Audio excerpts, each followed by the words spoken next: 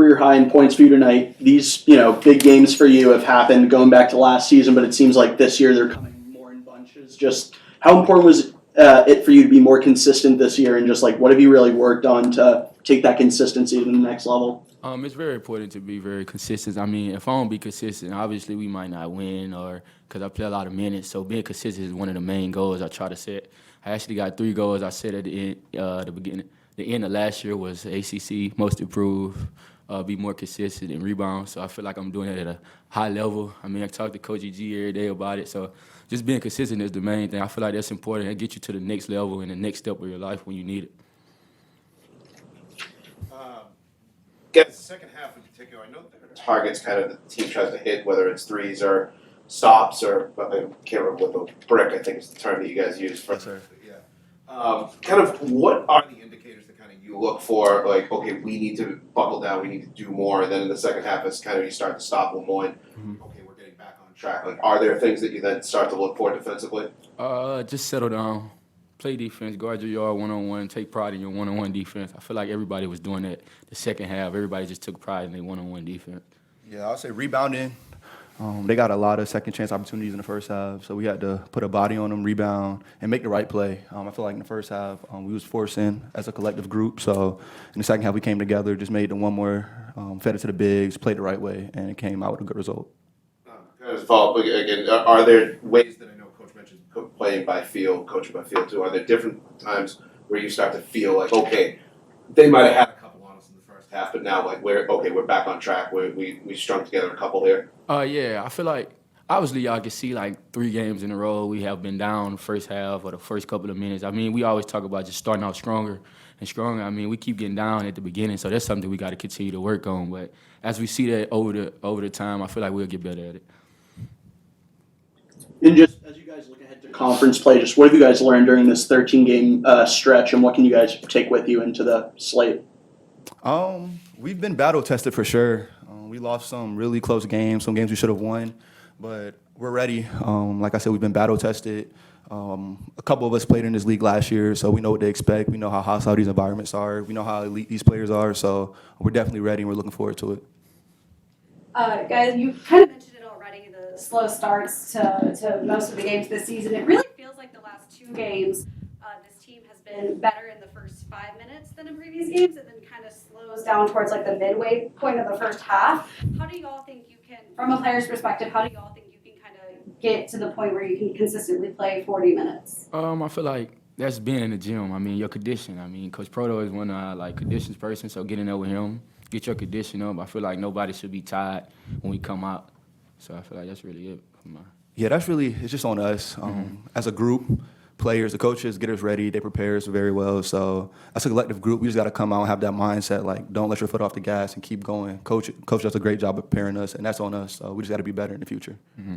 Yeah, Coach A, specifically the second half, was asking the players this. There are sort of some, I know there are some indicators that kind of you look at, or you've mentioned numbers and all that stuff, but based on the feel, are there points during a game where you start to feel like your team, okay, getting a stop here, we get a couple stops, we can make string a couple plays together, and then regardless of what maybe the numbers had said, you feel like you're getting back on track?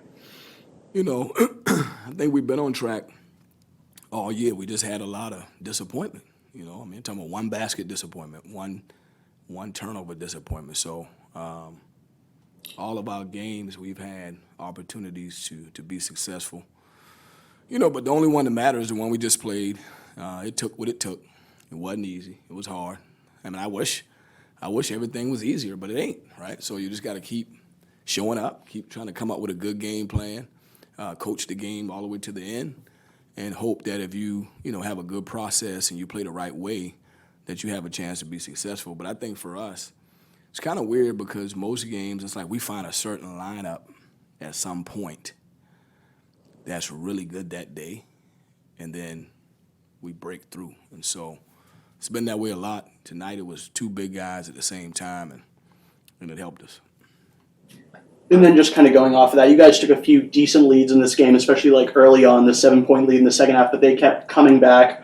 How important is it to extend the gap when you guys have those opportunities? Mm-hmm. You don't have to wait until the last, Yeah, it'd be nice to take it from 7 to 12, 12 to 14. so you don't have to be the last minute and 30. You got to do everything right. You got to take care of the ball. You got to execute. You got to get stops. But when the game get tight like that, you got to embrace it. We've been in a lot of tight games, and so I think we find out a lot about our team, the character of our group, and I think we're not at our potential yet, which is exciting. And so hopefully we can continue to improve and keep moving towards the maximum potential of our team where we can really depend on 9, 10 guys and we executing at a high level and we can change defenses and do different things. But I see a lot of progress over the last couple of weeks, so just got to keep pushing. Coach, Donald Hand and Fred Payne had a combined 38 points today. Fred kind of led 48. 38, or 48, yeah. right, my bad, I looked at it wrong. It seemed like Fred led the first half and Donald Hand kind of led the second half there. What did you see out of their game today, and how were they able to both have such explosive offensive performances? Well, I thought, they both were aggressive. They were aggressive. They were in attack mode. I thought, they didn't force a lot of shots. Fred just got in a rhythm at one patch of the game that really kind of kept us going offensively. I thought the second half, Donald made a couple big threes, got to the free throw line and made them all. So he kind of helped us close it out. But, really proud of them. I think that was a career high for Fred. And so, nice to see DJ play well. And, again, just keep building on it because we are improving. And if you're improving, that's all you can ask for. Because you don't stay the same. You either get better or get worse. So I think we're moving in the right direction. And then just on Fred, we saw big games from him last year, but this year it seems like they're coming more in bunches. Just speak on his consistency and what he's really worked on to remain, consistent and put a string of games together as opposed to one out of every 3 or so. Yeah, he just gotten better. Overall, as a playmaker, better just as a shot maker. He's in the gym a lot. So he's working on his game all the time, putting in the effort and the energy. So he's just kind of getting the fruit of his labor.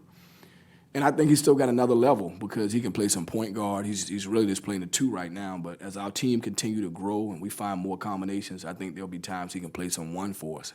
And now he got some scoring at the 1 as well, with maybe putting in another guy on the perimeter. So yeah, he's still got room to grow, but he certainly has gotten better. And 5 for 10 from 3 is big time, and we needed all of it.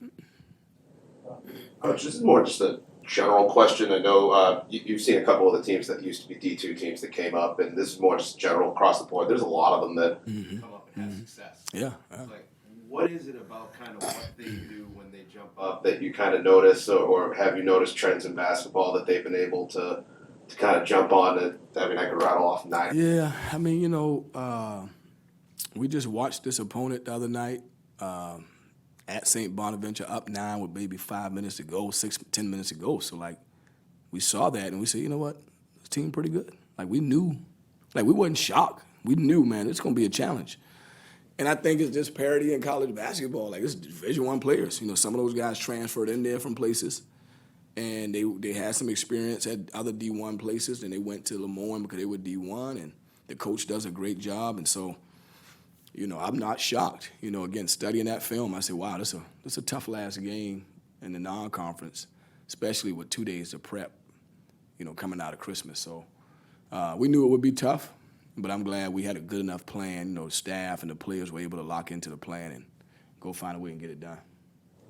And then just kind of on that, looking back at non-conference play as you guys head into your ACC slate, just obviously some highs and lows in this portion. Just what can you really, what have you learned from the team, and what can you really take with you into this ACC? Yeah, I thank God we stayed healthy.